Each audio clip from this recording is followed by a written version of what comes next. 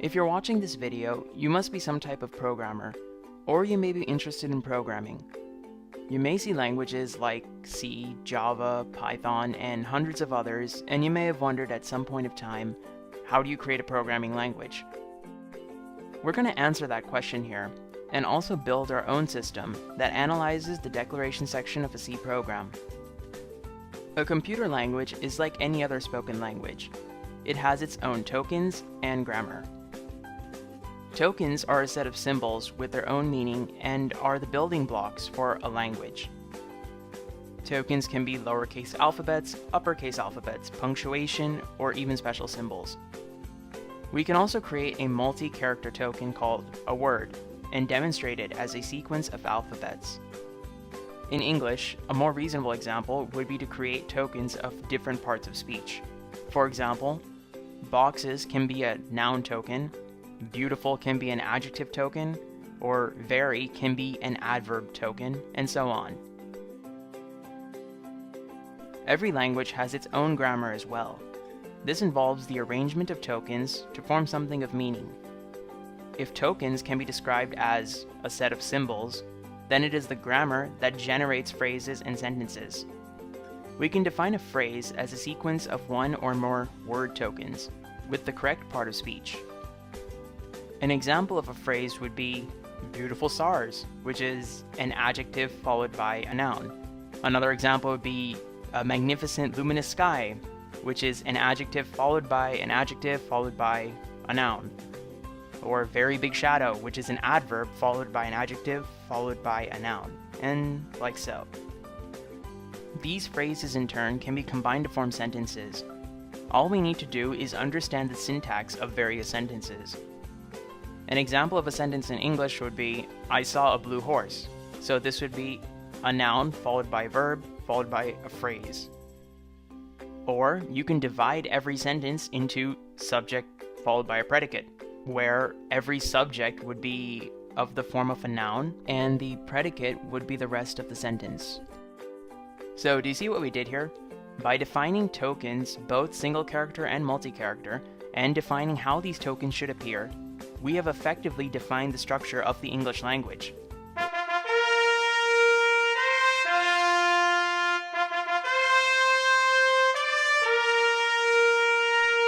Oh my gosh, AJ, you're like so smart, so smart, so smart. So smart.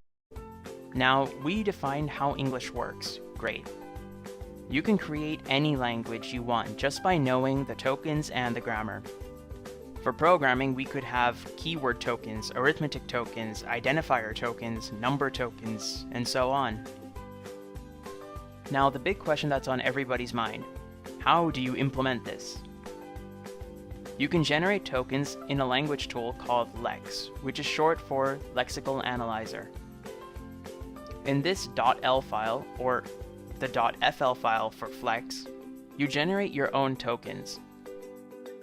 Lex files are actually converted to C behind the scenes, but writing Lex files is much easier compared to writing C files.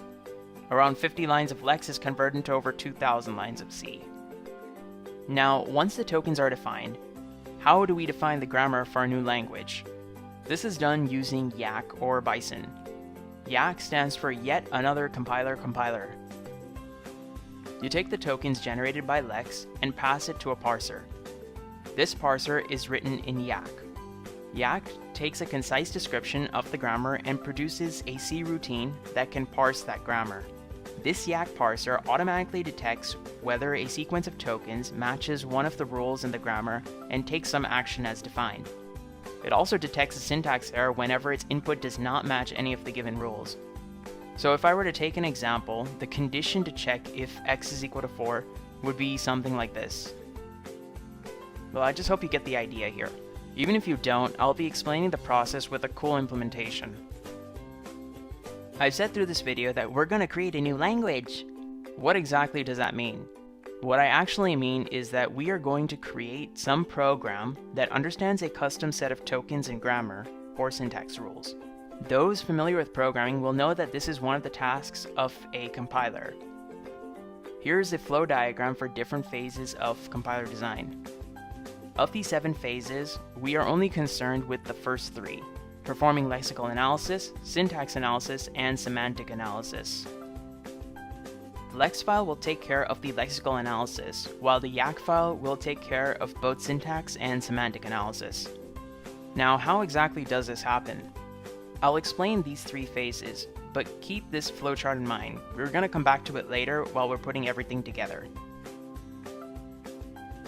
The source file, which is the C code in this case, is passed into our scanner, or lexical analyzer, or Lexer.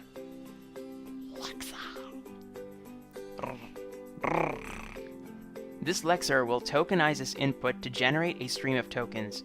These tokens are represented as the alphabets of our language that are to be recognized and processed. Since we'll be literally reconstructing the C language, we want to generate tokens that are the same as that of, well, C. Hence, the stream of tokens here is pretty close to what we expect. We define these tokens in our lex file. Note that the lex file itself is not the scanner. It is the scanner generator, if you will. It will create a C program called lex.yy.c, and this file is the scanner. lex.yy.c is the file that does the tokenizing process that we just discussed. The stream of tokens produced is now fed into the yak parser. A grammar for the sequence of tokens is specified by the parser. A set of rules in your yak file will look something like this. Now, a parse tree is generated and a program is checked to see if it follows this context-free grammar. The statement int a is equal to 10 is a valid declaration statement since its parse tree follows the grammar. Note once more that it is not the yak file itself that does this processing, but yak will generate a C file called y.tab.c, which will act as the parser.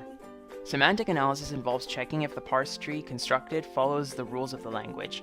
For example, assignment values is between compatible data types and adding a string to an integer and all that stuff. We'll take care of these in the yak file as well as some user-defined functions. To summarize what we've done, the source file is passed through the scanner, which tokenizes the input. These tokens are passed into a parser, which generates the parse tree. The input is checked to see if there are no grammar errors by verifying this with the parse tree. We then perform semantic analysis using the parse tree to ensure compatible data types. The rest of it are the other phases of the compiler that we have no interest in. The scanner is lex.yy.c and the parser is y.tab.c.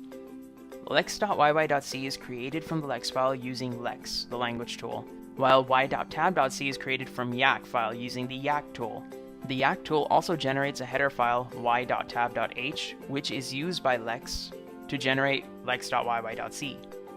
So we need to first generate the parser and then the scanner. The two C files work together to form a language processor which converts the given source code into compiled or interpreted code. Now that you know how lex and yak work, we're going to install and work with them in the next video. Oh, and before I go today, just hit that like button, hit that subscribe button, and hit whatever else you can hit. Yeah. Bye.